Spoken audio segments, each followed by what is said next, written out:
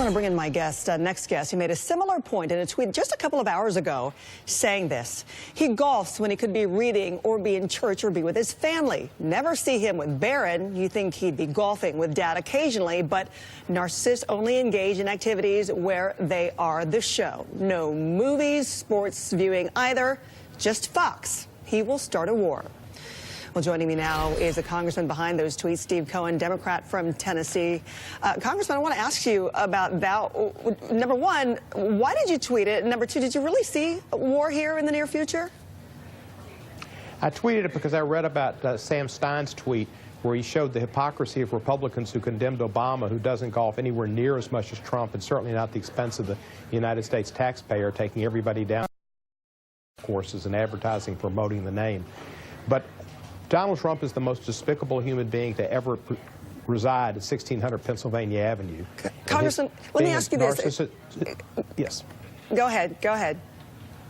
I was just going to say a narcissistic sociopath doesn't change, and it endangers the country. And war, like Wag the Dog, is something he could get into to improve the ratings for the 18 elections, where they are in desperate shape. Well, he'll do anything to improve ratings. Couldn't you have gotten that point across without bringing up faith, going to church, Barron, the child of a president? Well, I think you have to show, and I hope I can show, what type of person he is.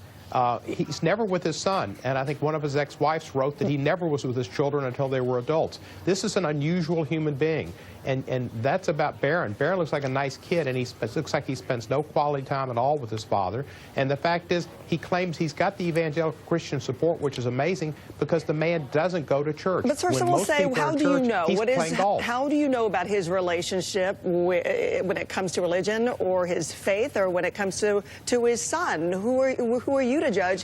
What kind of position are you in to even bring it up? The only time I've ever seen him go to church was on Christmas Day. He went to a church in Palm Beach. On Sundays, he's playing golf. You can't go to church. So you don't think it's off limits? Off limits to bring up Barron and to bring up his faith? Well, his faith is because he doesn't go to church. He doesn't tithe. If he does tithe, release his tax returns and show it. But I don't think he does, and he certainly doesn't act in a religious way. And is it off limits to bring up Barron? Well, I think you see other parents. You saw Barack with his children. He was loving. He was with them all the time and hugging them. But there was no one questioning. Well, let's move on. Let's move on, sir, because I know there's a lot here that we want to cover, especially when it comes to North Korea. And Access reporting that the president, seems most interested in discussing military options on North Korea, and his rhetoric makes White House advisors nervous here. Is it fair to say that this situation should have and it could have been settled by prior administrations? Well, they possibly could have. North Korea is a difficult administration to deal with. Kim Jong-un is about as crazy as some other foreign leaders that we have, but our domestic leaders, in fact. But, I don't think that because the other previous presidents didn't solve the problem doesn't mean that it can't be solved diplomatically now, and it needs to be. All right. Also making big headlines here, the New York Times report on how the FBI's Russia's investigation got started with George Papadopoulos there at a night at a London bar out drinking. Your takeaway from that? Well, I think there's no question but that the Russians were involved in our elections. What they did result in the election of President Trump. Trump has backed off from his original proposal that said we had nothing to do with Russia. We have nothing to do with Russia. So now there's no collusion. There's a big difference between nothing to do with and no collusion. Collusion, you have to show a certain interaction by Trump. I think the Trump family has shown it with their meetings where they were eager to jump to the idea of having things on Hillary Clinton.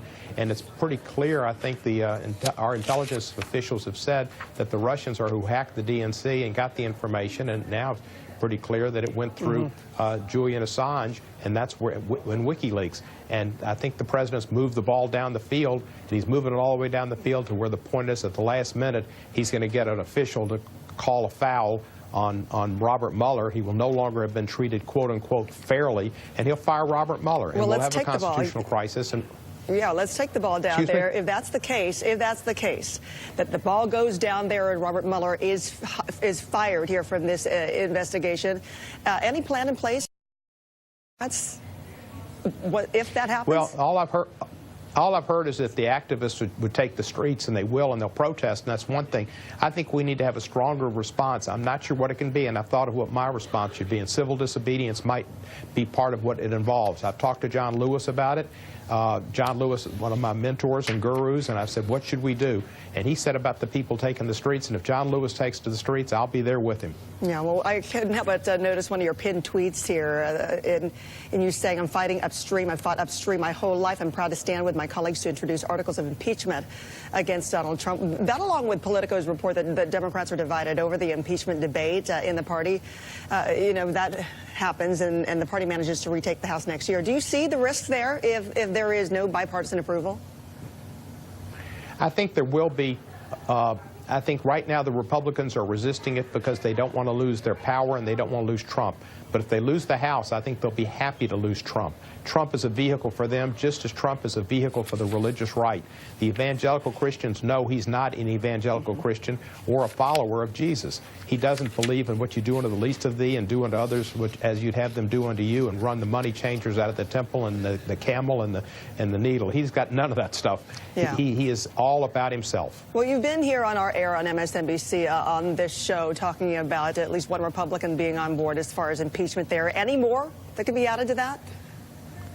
I don't think so. There was one that a gentleman who couldn't add himself publicly but thought about it.